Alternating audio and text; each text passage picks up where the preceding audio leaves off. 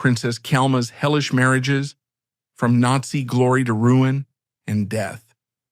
Queen Victoria's great-granddaughter was weaponized by her own father, a high-ranking Nazi official, traded into 3 disastrous marriages for political capital.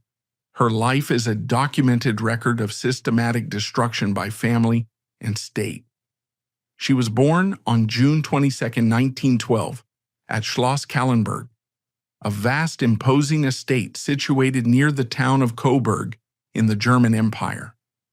The timing and the location of her birth are critical to understanding the machinery that would dictate her existence. In 1912, European royalty functioned as a single, sprawling, interconnected family. National borders meant little to the ruling class, who traded titles, lands, and offspring to secure geopolitical stability. Calma was born at the absolute pinnacle of this system. She was the great-granddaughter of Britain's Queen Victoria. The blood of monarchs from across the continent ran in her veins. However, this ancient system was on the verge of total collapse. Within 2 years of her birth, the assassination of Archduke Franz Ferdinand would ignite the First World War, shattering the illusion of royal solidarity and forcing families to choose sides along bloody national lines. The central figure in Calma's early life and the architect of her lifelong instability was her father, Charles Edward, Duke of Saxe-Coburg and Gotha. Charles Edward's biography is essential to decoding the environment in which Calma was raised. Born at Claremont House in Surrey, England, as Prince Charles Edward, Duke of Albany, his early years were entirely British. He was a British prince, educated at Eton, who spoke English as his first language. His destiny was forever altered by the complex rules of royal succession and the iron will of his grandmother, Queen Victoria. When the direct male line of the Saxe-Coburg and Gotha Duchy ended, the responsibility to rule fell to the British branch of the family. The elder candidates refused the position. Consequently, Charles Edward, a teenager who barely spoke German, was uprooted from his British home and installed as the reigning Duke of a foreign German state. This forced relocation created a profound psychological fracture in Charles Edward.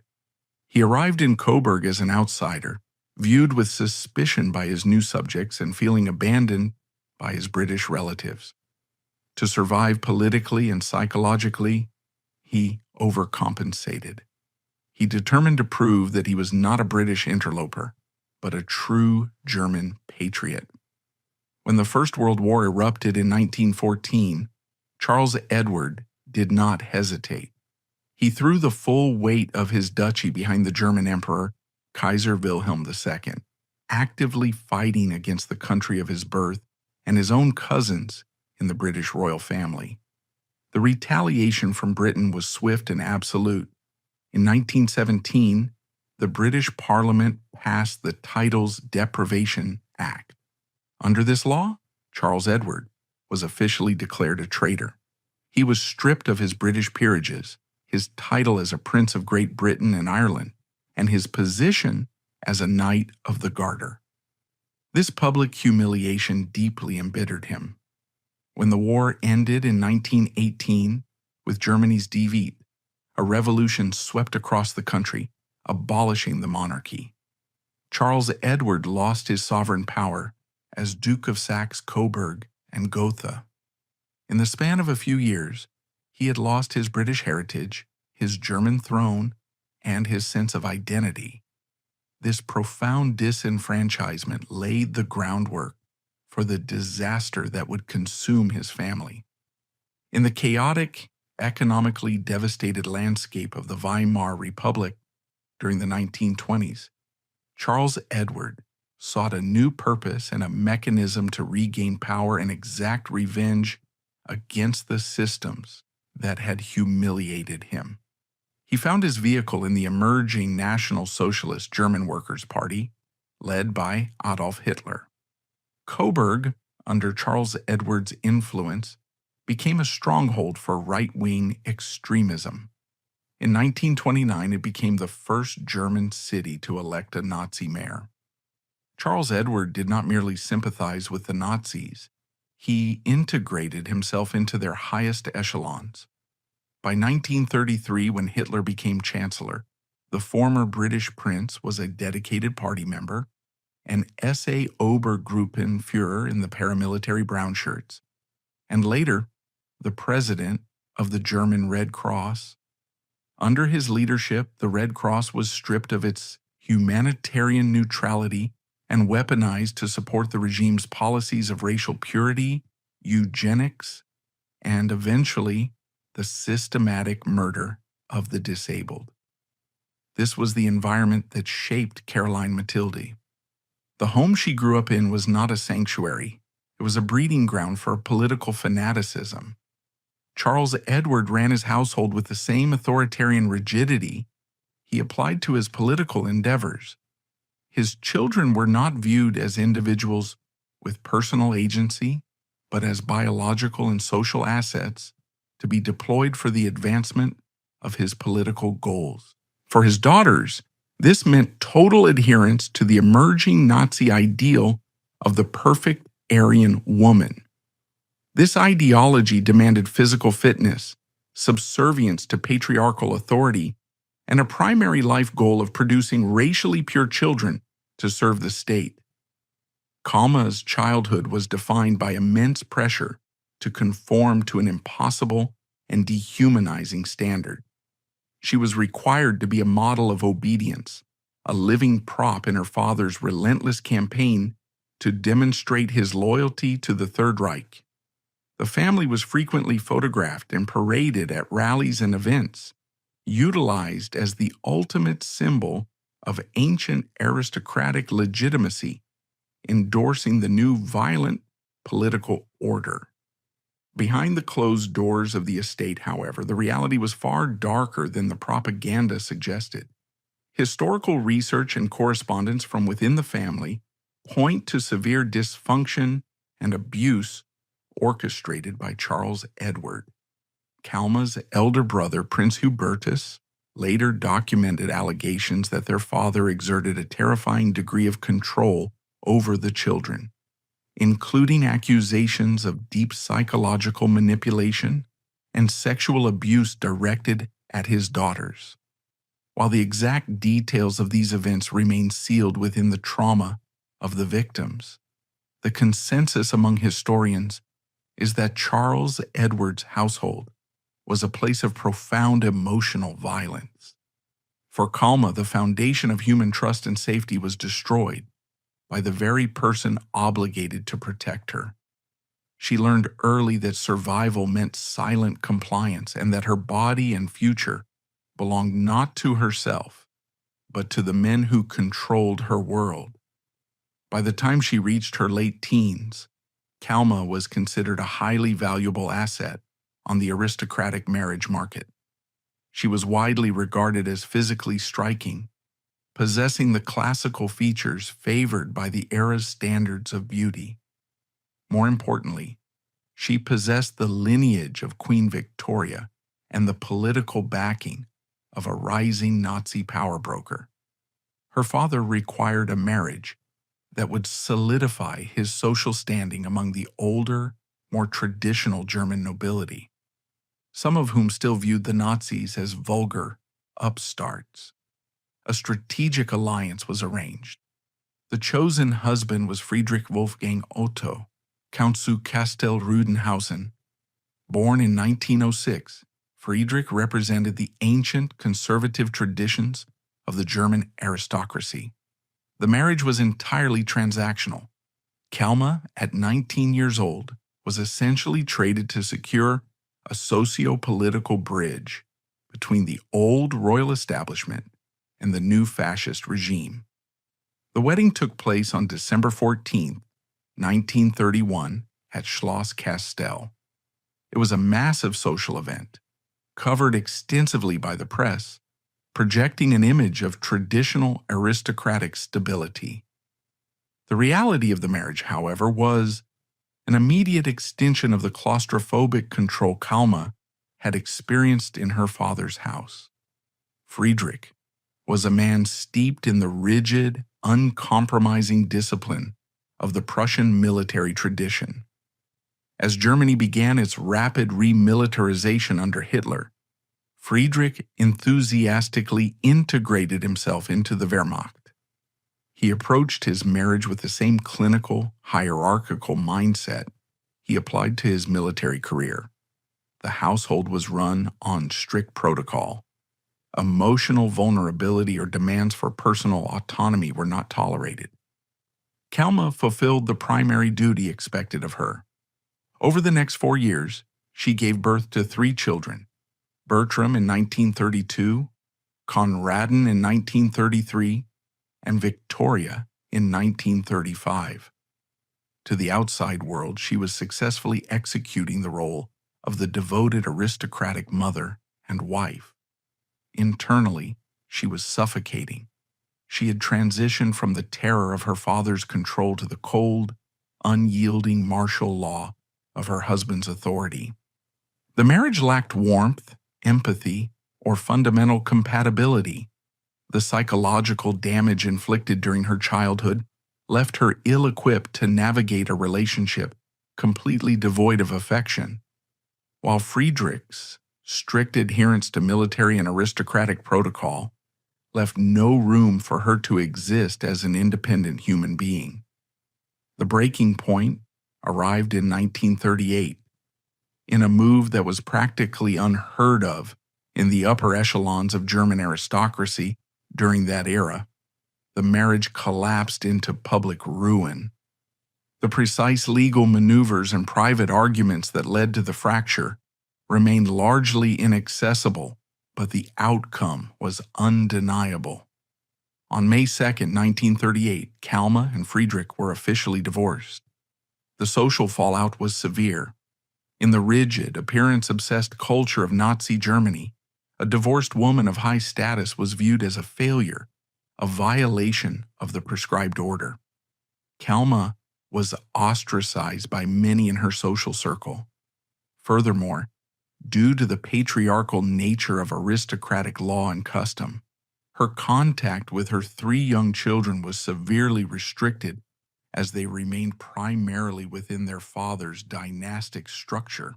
At 26 years old, Calma found herself isolated. She had escaped a deeply unhappy marriage, but the cost was immense. She bore the stigma of divorce in a society that demanded perfection, and she was separated from the children she had borne. Her father, furious at the scandal that threatened his curated public image, viewed her as a liability that needed to be quickly managed. The brief window of independence she had gained through the divorce would not be allowed to remain open. The outbreak of the Second World War in September 1939 drastically altered the landscape of Germany and the lives of everyone within it.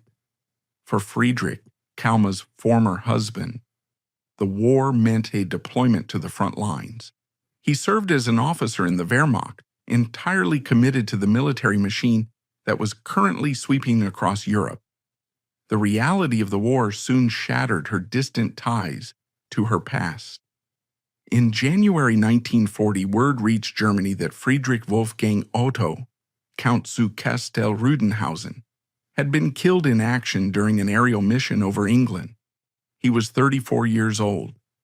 Despite the bitter end to their marriage, his death marked a dark milestone. He was the father of her first 3 children, and his life had been extinguished by the very militaristic forces her own father championed. At 28, Calma experienced her first widowhood. While Friedrich's death severed the final lingering ties to her first traumatic chapter, Calma's own life had already been aggressively redirected long before the war began. The relentless speed of her redirection began in the immediate aftermath of her divorce in the spring of 1938. The dissolution of her marriage to Friedrich was finalized on May 2nd. At 26, Calma found herself in an intensely precarious position. In the social architecture of the Third Reich, a woman's value was intrinsically linked to her marital status and her capacity for motherhood. A divorced princess was not merely a personal failure. She was a glaring political liability. For her father, Charles Edward, who was continually maneuvering for deeper favor within Hitler's inner circle, a disgraced daughter was unacceptable. The scandal had to be erased, and her image rapidly rehabilitated to serve the state once more. She was not granted the time to heal from the psychological suffocation of her first marriage or the trauma of her childhood. Within weeks, a new trajectory was engineered. This time, however, Charles Edward did not look to the ancient conservative aristocracy. The political landscape of Germany had shifted. The old Prussian nobility, while useful for early legitimacy, was increasingly viewed by the Nazi high command as archaic and reactionary. The regime now worshipped industry, technology, and a new meritocratic vision of the Aryan hero. Charles Edward found the perfect embodiment of this new ideal for his daughter. His name was Max Schneering. Max was everything Friedrich zu Castel-Rudenhausen was not. He possessed no ancient titles and claimed no sprawling ancestral estates. He was a product of the modern industrialized Germany. More importantly, he was a highly skilled engineer and a daring test pilot for the Luftwaffe. In the propaganda hierarchy of 1930s Germany, aviators were elevated to the status of demigods. They were the modern knights of the Reich, projecting German technological dominance and martial superiority into the skies. Max was athletic, charismatic, and stood at the absolute forefront of the regime's military ambitions. The arrangement of their relationship moved with terrifying velocity, driven by her father's need for a public relations victory and the broader cultural obsession with speed and decisive action. The courtship was brief, yet hidden beneath the political maneuvering, a profound and unexpected contradiction emerged. Calma actually fell in love with him.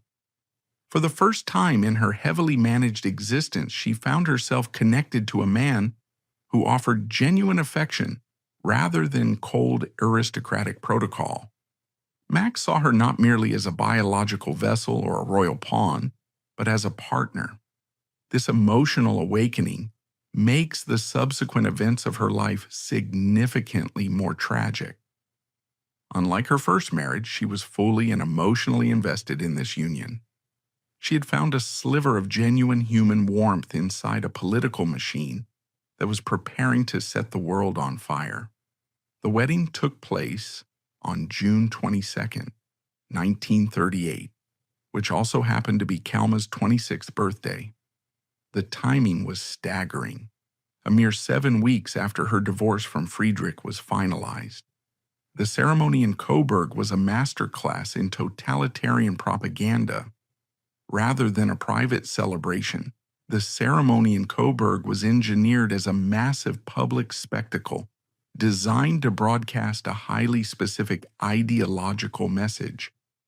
The visual contrast was deliberate and striking. The streets and halls were draped in the heavy red and black of the swastika. The ancient, regal heritage of the Saxe-Coburg line, represented by Calma, was visually and symbolically married to the cutting-edge violent modernism of the Luftwaffe, represented by Max and his uniformed groomsmen. It was aggressively marketed to the German public as the ultimate modern Aryan romance. The regime used their union to signal that the old royalty was entirely subservient to and integrated with the new fascist order. Calma was once again a prop, her genuine personal happiness weaponized to sell an ideology of racial supremacy and militarism. For a brief window of time, the illusion of a perfect life held. Max's position as a premier test pilot afforded them a life of significant glamour and high social standing within the new elite of the Reich. He earned a substantial salary, and they moved in circles that insulated them, temporarily, from the darker realities of the regime. Calma, having lost daily access to the 3 children from her first marriage, began to build a new family. She gave birth to a daughter, Calma Barbara, in 1938, followed later by another daughter, Dagmar, and a son, Peter Michael, in 1943. To external observers, she was the absolute realization of the National Socialist feminine ideal, a beautiful, fertile mother, deeply devoted to a heroic warrior of the state. But the foundation of this happiness was built on a fault line. The outbreak of the Second World War in September 1939 shattered the glamorous facade of their high society life. Max was not flying commercial routes. He was at the bleeding edge of military aviation. As the war rapidly expanded and the initial German victories gave way to a grinding multi-front war of attrition, the demands on the Luftwaffe became impossible. The pressure to develop faster, more heavily armed, and technologically superior aircraft reached a fever pitch. This placed Max in a position of constant, extreme peril. Being a test pilot during wartime meant pushing unproven, often deeply flawed experimental aircraft to their absolute structural and aerodynamic limits. He was required to identify fatal engineering defects while in the air, a job where a single mechanical failure, a miscalculation in fluid dynamics, or a structural shear meant instant death.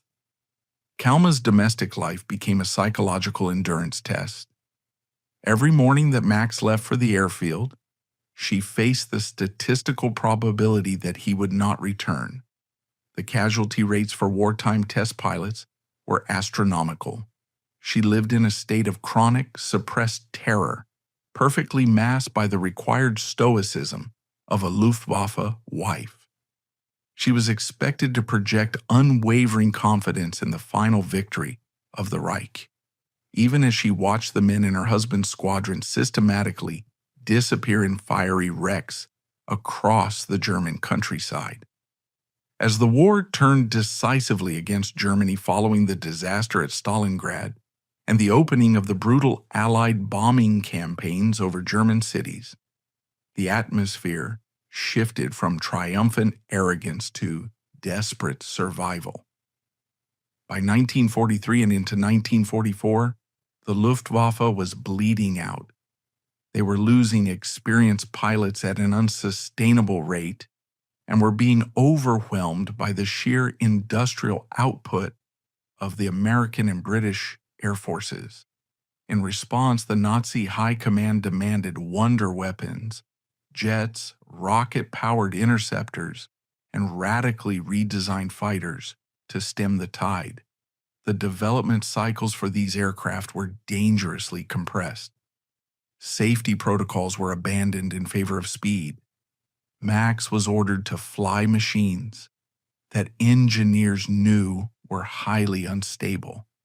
The regime he served, the same regime her father helped to build and promote, was now actively demanding that he play Russian roulette with aerodynamics on a daily basis. Calma's world began to close in. The grand estates and the high society balls of 1938 were replaced by the realities of a nation under siege. Rationing became severe. The skies above her home, once the domain of her husband's triumphant flyovers, were now filled with the droning engines of Allied heavy bombers. The cognitive dissonance was absolute. She was raising 3 young children in a home filled with love, while the political and military structure that dictated their lives was collapsing into a mechanized slaughterhouse. The curse that had defined her childhood and her first marriage had not been broken by Max. It was simply waiting for the inevitable failure of the machines he flew. The inevitability of the collapse became apparent in the summer of 1944. The German military apparatus, stretched across a collapsing Eastern Front and battered by an unrelenting Allied bombing campaign in the West, had grown frantic. The demand for technological miracles to reverse the tide of the war fell squarely on the shoulders of men like Max Schneering. The Luftwaffe required new interceptors, aircraft capable of breaking the massive bomber formations that were methodically reducing German cities to ash. To achieve this, testing protocols that normally took years were compressed into weeks. Max was ordered into the cockpits of prototype aircraft that were fundamentally unsafe. These machines were often rushed off the drafting tables, plagued by untested aerodynamics, unstable engines, and critical structural weaknesses. For Calma, the daily reality was a sickening countdown. She understood the mathematics of test flying in a failing state. It was no longer a question of if a mechanical failure would occur, but when the flaw would manifest in midair. On July 6, 1944, the mathematics caught up with them. The exact details of the flight log were lost in the subsequent chaos of the war's end, but the outcome was absolute. Max Schneering was piloting an experimental aircraft when it suffered a catastrophic failure. The machine, pushed beyond its engineered limits, plummeted from the sky. There was no opportunity to bail out. The aircraft struck the ground and immediately detonated in a massive inferno. Max was killed instantly, his body burned beyond recognition. He was 34 years old. The news of his death was delivered to Calma, cementing her status as a widow for the second time. She was 32. The grief she experienced over Max was fundamentally different from the reaction to Friedrich's death 4 years earlier. Friedrich's demise had been the grim conclusion of a toxic arrangement, a death that occurred thousands of miles away on the Russian steppes. Max's death was the violent destruction of the only genuine sanctuary she had ever known. He was not an aristocratic obligation. He was the man she had chosen, the partner with whom she had built a functional, loving home amidst the madness of the Third Reich. His death incinerated that sanctuary.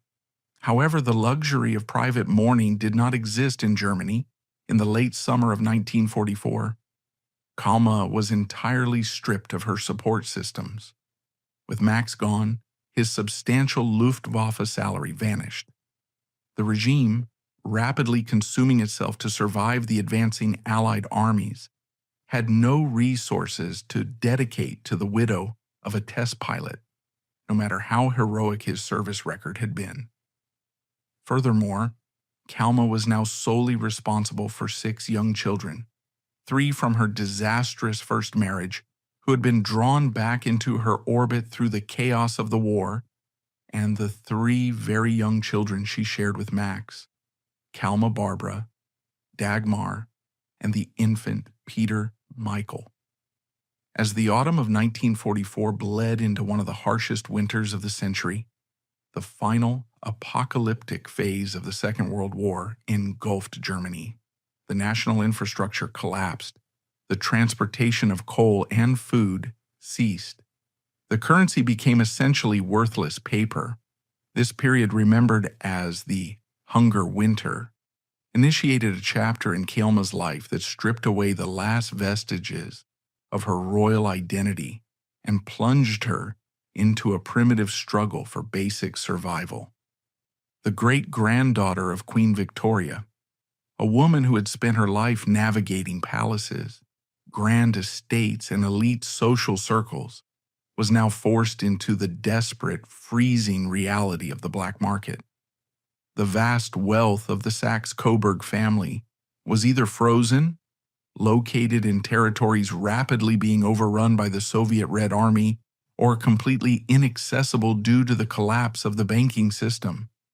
Calma had to rely on the only capital she had left, her personal possessions. Historical accounts and family records suggest a grim routine. Calma was forced to systematically dismantle her past to feed her present. She bartered away silver, fine porcelain, and the jewelry she had accumulated through 2 high-profile marriages. She traded heirlooms that bore the crests of European royalty for sacks of flour, potatoes, and black market butter.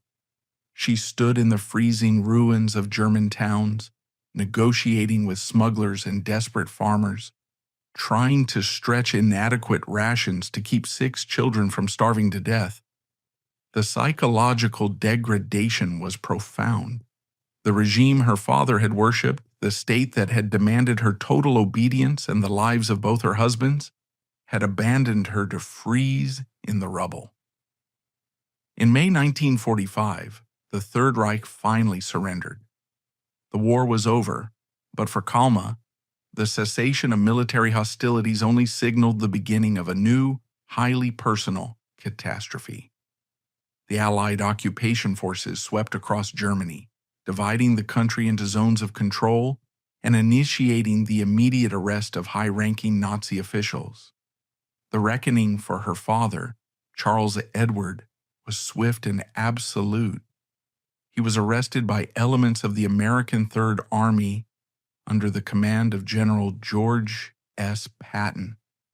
The Americans did not care that he was a former British prince or the Duke of Saxe-Coburg. They saw an S.A. Obergruppenführer and the president of a Red Cross organization that had been deeply complicit in the atrocities of the regime. Charles Edward was stripped of his remaining dignities and placed in an internment camp.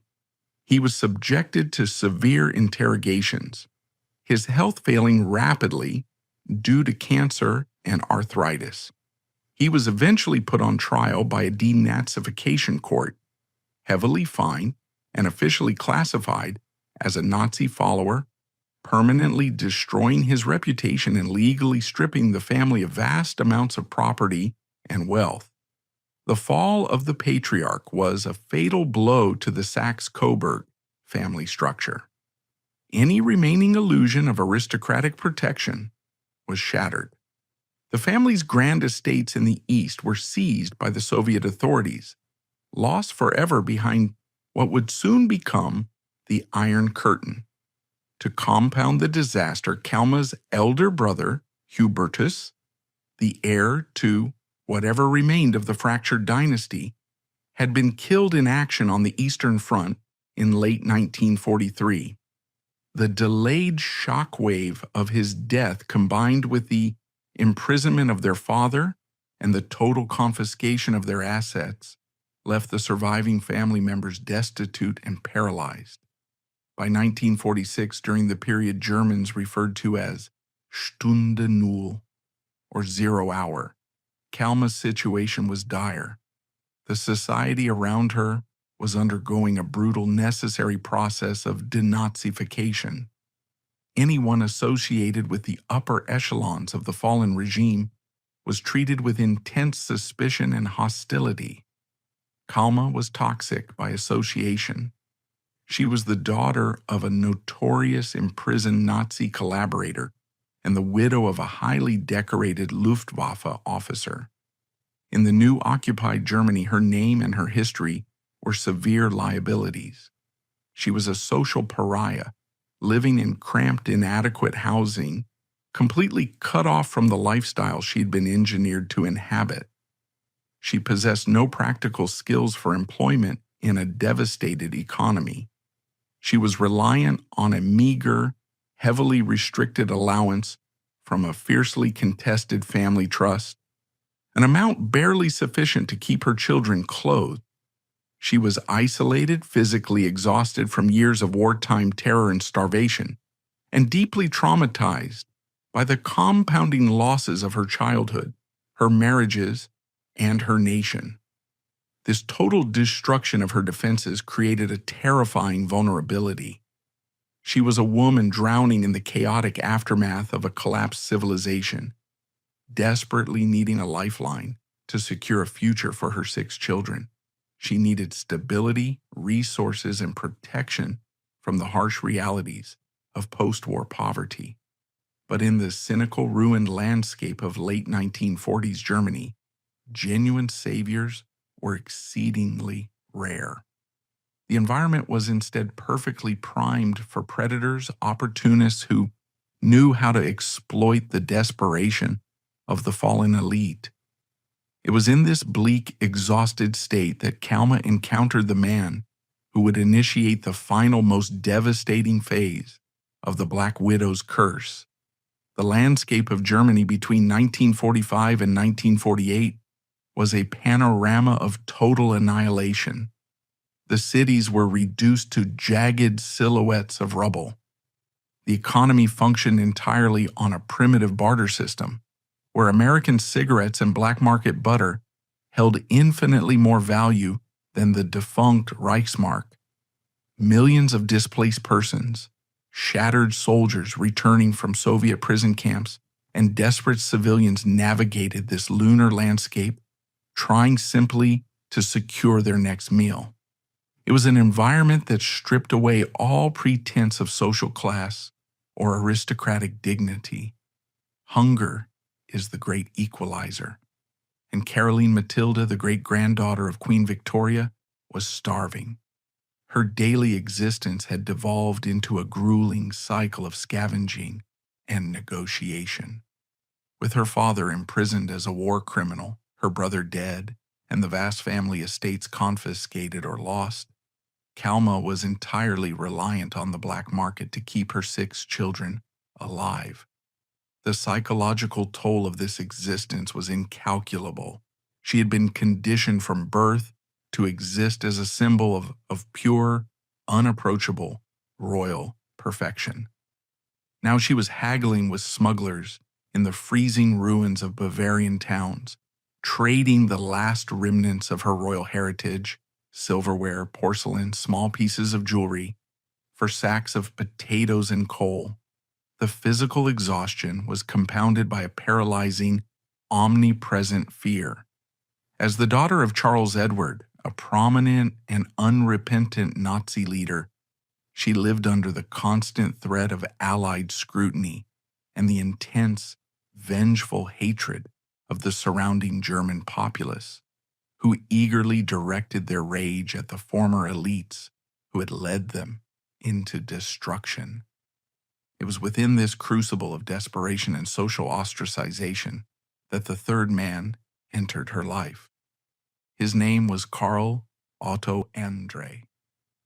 The disaster of this third marriage was rooted in a specific breed of opportunist that thrived in post-war Germany. Andre was not an aristocrat bound by ancient codes of honor, nor was he an idealistic, technologically driven military hero like Max Schneering. He was a survivor of the ruins, a merchant operating in the murky, unregulated waters of the post-war economy. Historical records suggest he had a background tied to the lower rungs of the Nazi Party, a past he was actively trying to obscure from the Allied denazification boards. He was a chameleon, a man who recognized that in a world stripped of its previous laws, the only things that mattered were leverage, resources, and the illusion of respectability. Calma's possessed none of the first two, but she held a desperate surplus of the third. Despite the ruin of her family, the title of Princess of Saxe-Coburg and Gotha still carried a strange, irrational weight. In a society struggling to rebuild and desperate to forget the immediate horrors of the Third Reich, a connection to ancient European royalty provided a highly valuable smokescreen. For a man like Andre, trying to navigate Allied occupation authorities and secure lucrative business permits, having a princess as a wife was the ultimate asset. It projected an aura of old-world legitimacy that effectively distracted from his own questionable history. He approached Calma not with the grand, terrifying military parades of her first husband or the soaring cinematic romance of her second, but with the brutal, effective currency of the hour: basic security. He offered her food. He offered her heat. He offered her a roof that was not in danger of collapsing, and a temporary reprieve from the relentless anxiety of trying to feed 6 children alone. Exhausted and stripped of all defenses, she married him out of sheer desperation for survival. She was 36 years old. She had survived a childhood of psychological abuse, a suffocating aristocratic marriage, the fiery death of the only man she had truly loved, and the absolute destruction of her country. Her defenses were completely obliterated. She could no longer fight. When Karl Otto André offered her a way out of the freezing rubble, she took it. They were married on December 23, 1946. There were no swastika banners, no Luftwaffe honor guards, and no royal crests. It was a stark, bureaucratic transaction. But the illusion of safety shattered almost immediately after the ink dried on the registry. The marriage was a trap, far more vicious and degrading than anything she had previously experienced. Karl Otto André was a domestic tyrant. Once he had secured her name and the legal rights over her person, the mask of the generous provider was discarded. He had married a title, but he possessed profound contempt for the woman attached to it. He recognized her absolute vulnerability. She had no money of her own, no family capable of intervening, and in the deeply patriarchal society of 1940s, Germany, a wife had virtually no legal recourse against a husband, especially one who controlled the family's only resources. The abuse began swiftly and escalated with terrifying predictability. The psychological manipulation quickly escalated into routine physical brutality. André subjected her to systematic, violent beatings. He used his physical dominance to exact total compliance, punishing her for the frustrations of his business dealings, for the lingering stigma of her family's name, or simply for the sadistic thrill of dominating a woman who had once stood at the apex of European society. The dynamic of their relationship was a grotesque parody of her previous lives. He would drag her out to dinners with allied officers or local magistrates, forcing her to smile, play the gracious royal hostess, and leverage her lineage to help him secure black market deals or official permits. Then, behind closed doors, he would beat her, reminding her constantly that without him, she was nothing but a starving pariah in a ruined country. He isolated her from her children, utilizing them as further leverage to ensure her silence and obedience. She was entirely trapped in a domestic hell. If she left, she and her children would starve. If she stayed, she was subjected to daily humiliation and violence. The authorities would not care. She was a disgraced Nazi's daughter. Her family could not care. They were fighting their own battles for survival against war crimes tribunals and property confiscations. The silence surrounding her was absolute. Faced with an unbearable reality and no avenue of escape, Calma discovered the only mechanism available to her to survive the daily destruction of her dignity. She found a chemical exit. She turned to alcohol. She turned to cheap liquor, consuming it deliberately and solely for anesthesia. Alcohol became the barrier between her mind and the reality of André's fists. It dulled the physical pain of the beatings and silenced the screaming memories of Max's death, her father's tyranny, and the loss of her former world. She drank to sleep. She drank to wake up. She drank to endure the hours in between. The descent was rapid and catastrophic. The alcohol, combined with the physical abuse and the lingering malnutrition of the war years, began to ravage her body. The famous striking beauty that had been utilized as a propaganda tool just a decade earlier began to dissolve. Her features grew bloated and sallow. Her behavior became erratic and unpredictable, further fueling Andre's contempt and providing him with the perfect justification for his continued abuse. He could present himself to the outside world as the long-suffering husband of a mentally unstable alcoholic aristocrat, perfectly masking the fact that he was the architect of her destruction. The breaking point finally arrived in the autumn of 1949.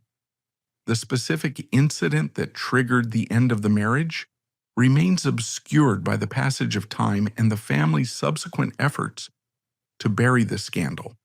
But it is highly probable that the violence reached a threshold that even the desperate, broken Calma could no longer tolerate. Or perhaps her extended family finally recognized the imminent threat to her life and forced an intervention. On October 10, 1949, after barely 12 months of marriage, the divorce was finalized. Carl Otto Andre disappeared into the chaotic, rapidly shifting landscape of West Germany, taking whatever wealth and leverage he had extracted from her name. He left behind a woman who was fundamentally destroyed. The conclusion of this third marriage represented a terminal shift in Calma's life. Her first husband had suffocated her spirit. Her second husband had died, breaking her heart. But the third husband had functioned as an executioner of her human dignity. The years she spent with Andre did not kill her body, but it finalized the destruction of her mind and her will to live.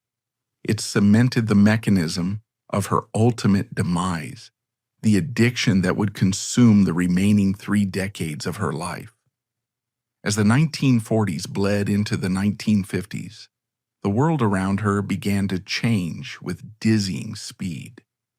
The introduction of the Deutsche Mark and the influx of the Marshall Plan ignited the German economic miracle.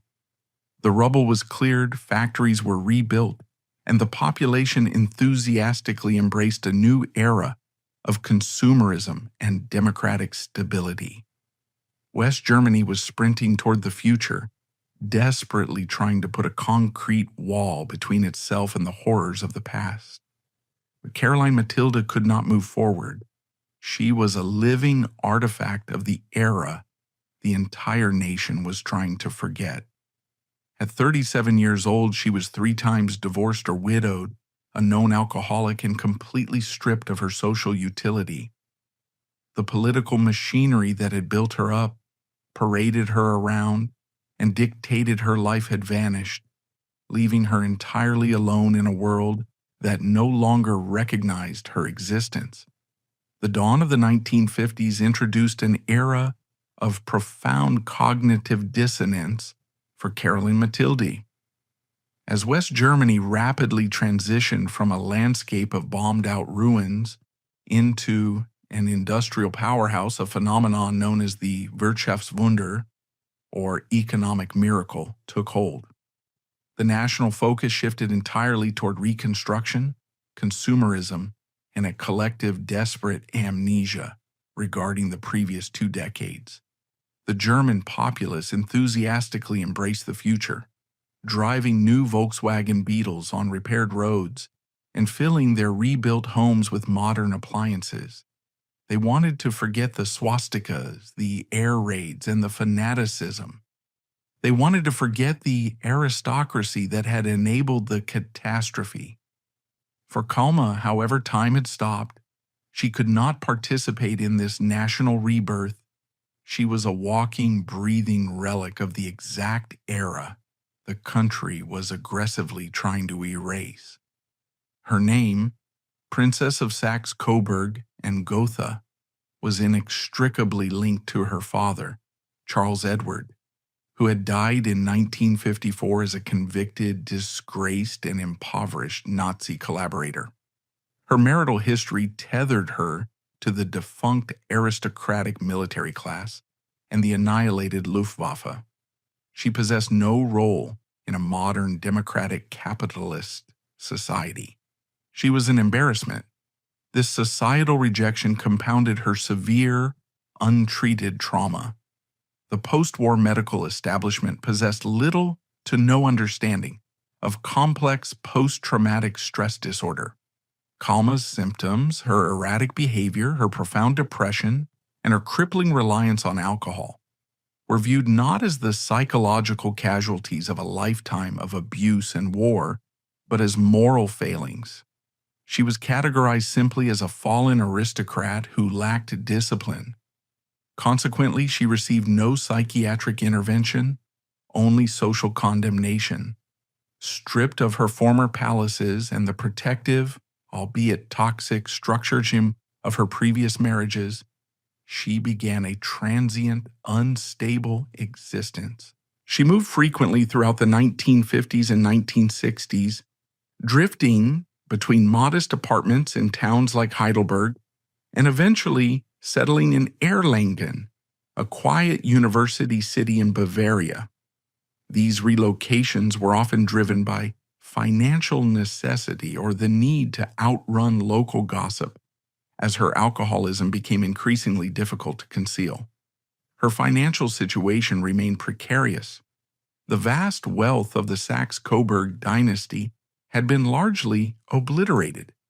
The estates in the east were absorbed by the Soviet bloc, and the properties in the west were subjected to heavy taxation, legal disputes, and the demands of restitution.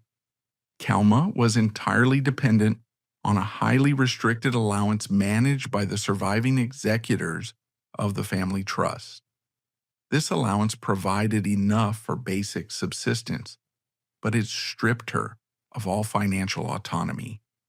She, a woman who had once commanded estates and staff, was reduced to submitting receipts and pleading for small increments of cash to maintain a meager lifestyle. The profound indignity of her situation is best understood when contrasted directly with the trajectory of her own bloodline. The sharpest, most painful mirror held up to Calma's ruined life was the existence of her elder sister, Princess Sibylla. While Calma's life had been ground into the dirt by her father's political choices and a sequence of disastrous marriages, Sibylla had secured an entirely different fate. In 1932, Sibylla had married Prince Gustav Adolf of Sweden. She relocated to Stockholm, far away from the immediate epicenter of the collapsing Third Reich. While Calma was bartering family silver for coal in the freezing ruins of post-war Germany, Sibylla was safely ensconced in Swedish royal palaces, fulfilling her duties as a highly respected member of a stable, neutral monarchy. Sibylla became the mother of the future King Carl XVI Gustav of Sweden. They shared the same abusive father, the same royal lineage, and the same childhood traumas inside Schloss Kallenberg.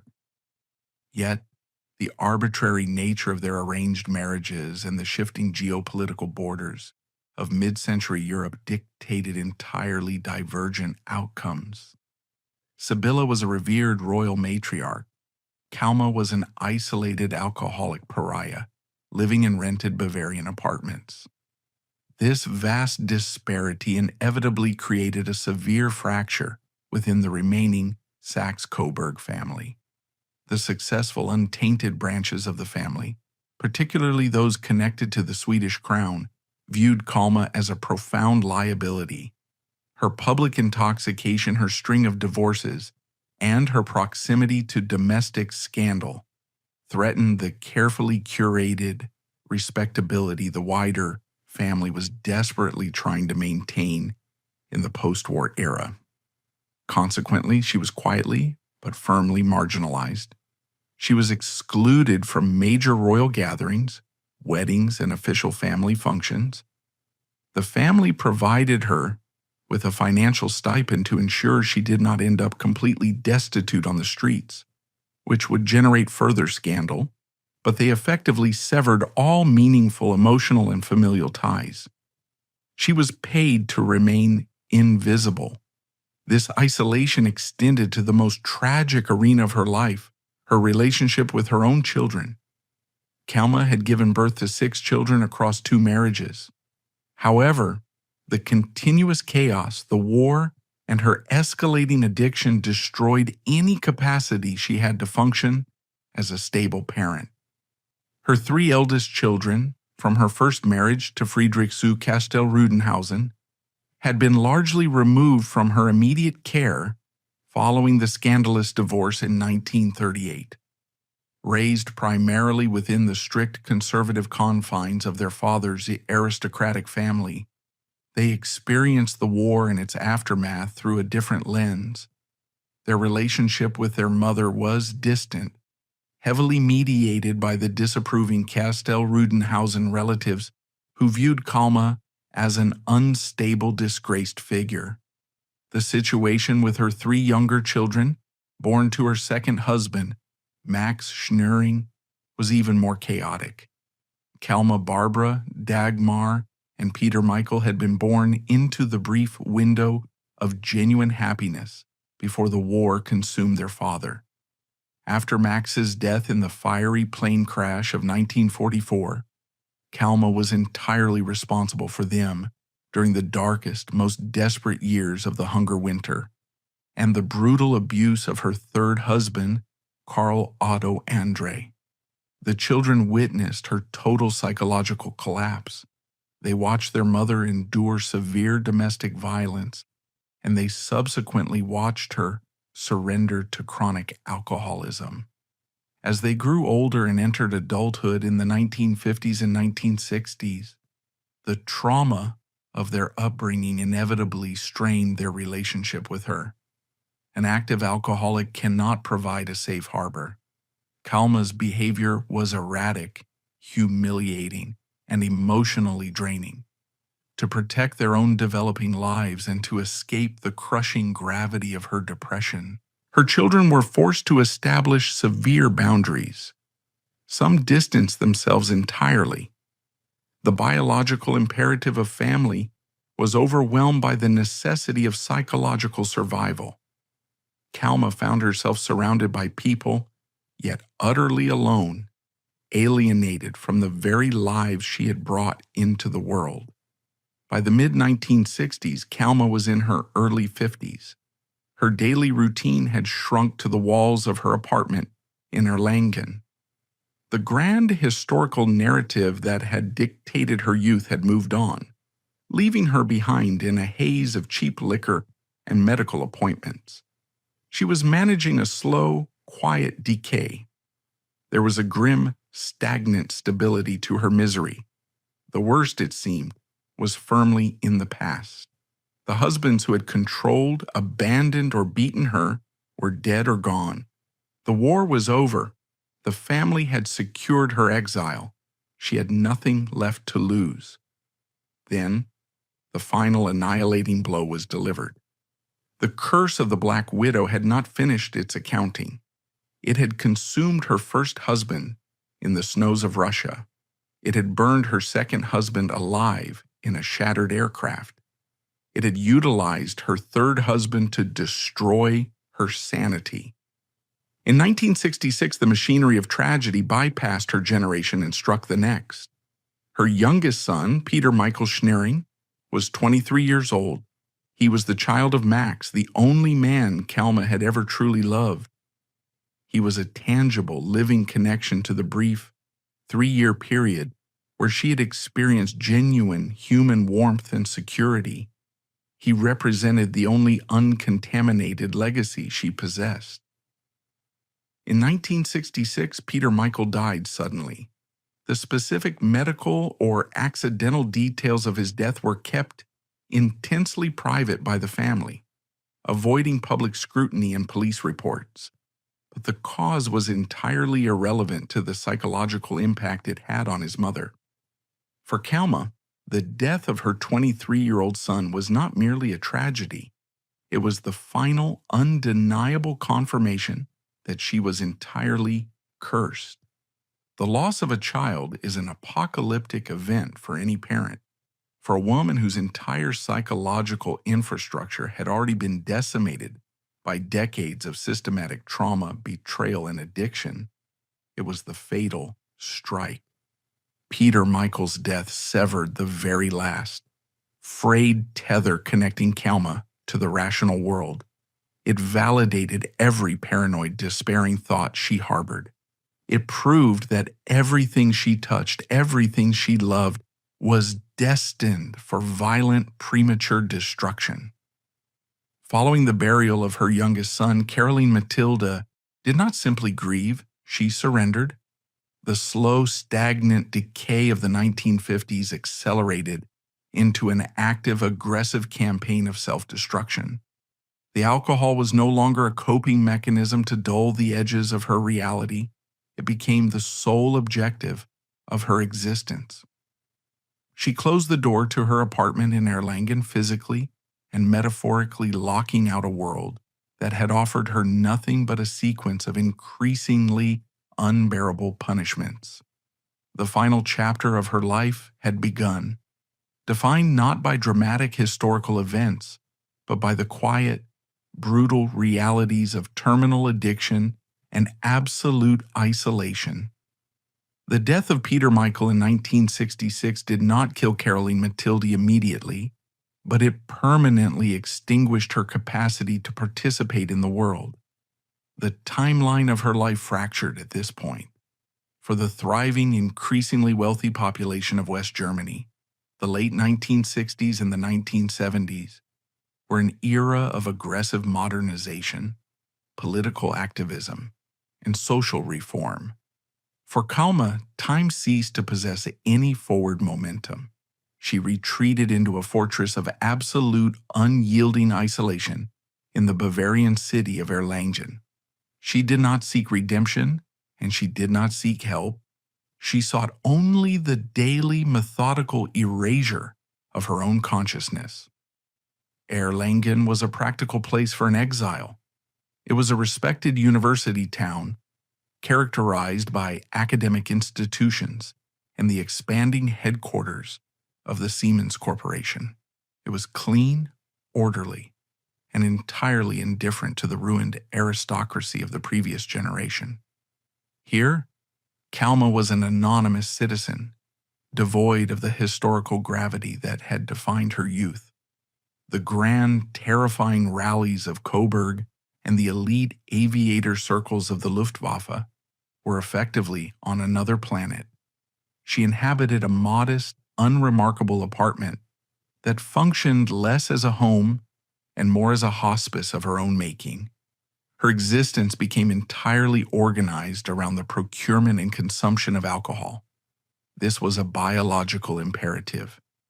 Decades of severe, untreated trauma, the psychological violence of her father, the suffocation of her first marriage, the fiery annihilation of her second husband, the physical beatings of her third, and the sudden death of her youngest son, had hardwired her nervous system for constant, unbearable distress. The post-war medical community offered no effective psychiatric interventions. For a woman of her background and condition, she was dismissed as a chronic alcoholic, a moral failure, rather than a casualty of compounding historical and personal catastrophes. Left entirely to her own devices, she relied on the only anesthetic available. The physiological toll of this sustained chemical assault was absolute. Alcoholism is an unsparing disease that systematically dismantles the human body. The striking aristocratic beauty that had once been utilized as a potent propaganda tool by the Third Reich was completely obliterated. Her physical deterioration was not a gentle fading. It was a brutal, visible ruin. By the time she reached her early 60s, she appeared decades older. Her features were heavily distorted by edema, the severe fluid retention caused by a failing liver and a compromised cardiovascular system. Her skin turned sallow, and her mobility was severely restricted. She was frequently hospitalized. requiring medical interventions to drain fluids and stabilize her failing organs, only to return to her apartment and resume the cycle.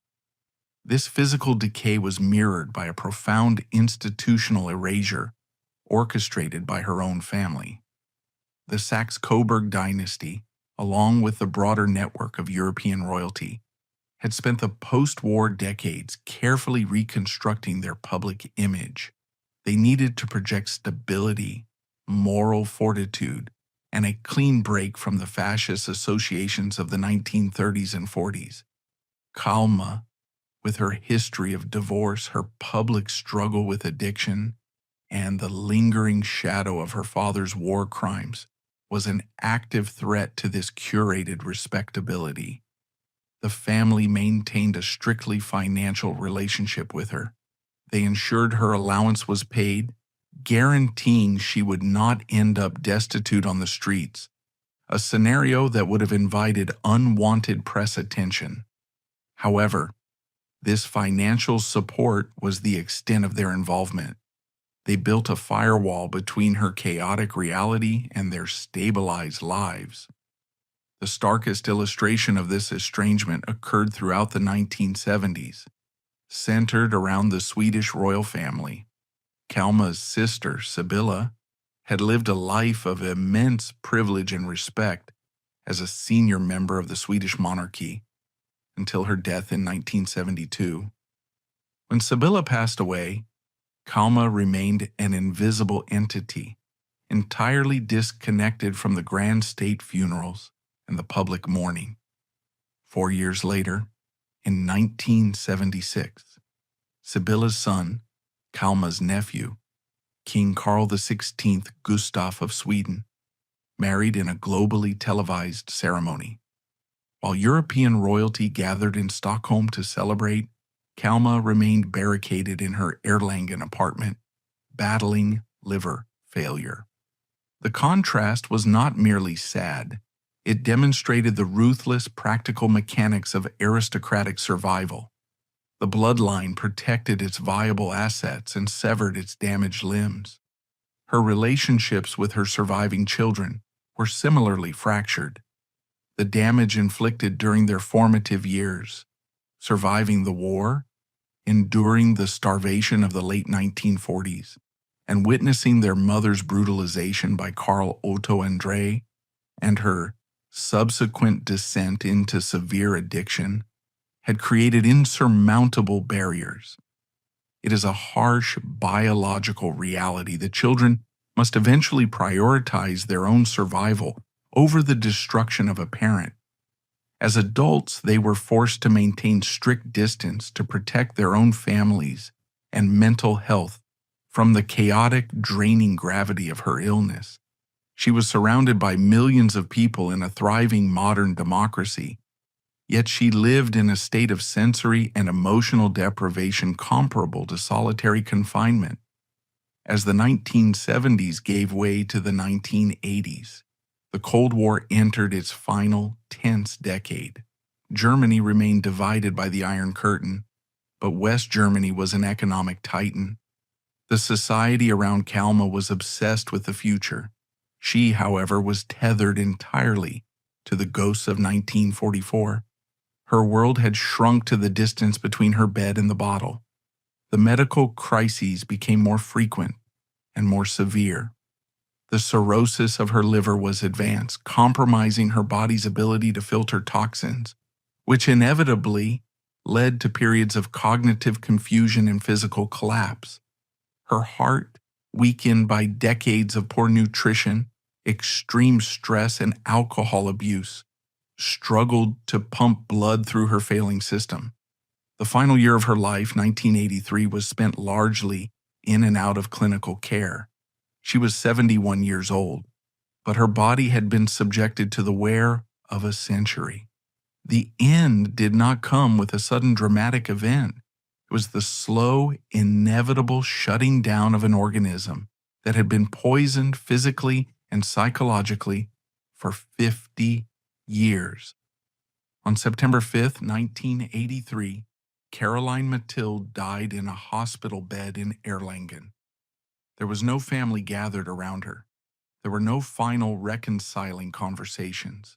She died in the sterile, indifferent environment of a modern medical facility.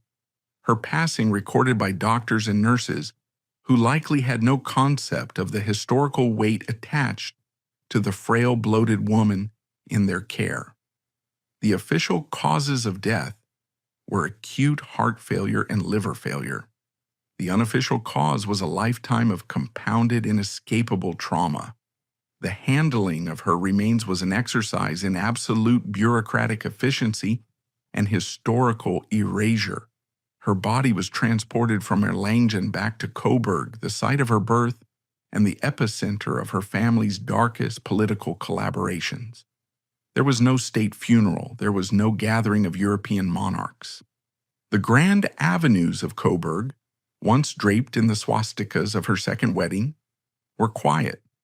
She was buried in the family cemetery at Schloss Kallenberg. The ceremony was private, brief, and deliberately obscured from the public eye. Her death was acknowledged by the local press with a tiny, perfunctory obituary buried in the back pages, noting only the passing of a former princess. It was a calculated, silent disposal of a woman who had become entirely inconvenient to both her family and her nation. Historical footnotes often dismiss Caroline Matilde as the Black Widow of the Third Reich, a moniker suggesting a curse. But the reality is far more chilling. She was not a harbinger of death. She was collateral damage. Born to be an imperial asset and weaponized by a fascist state, her life is a stark record of what happens when a regime prioritizes ideological optics over human empathy. Calma's tragedy wasn't a supernatural curse. It was the fact that she was ruthlessly utilized by her family and her nation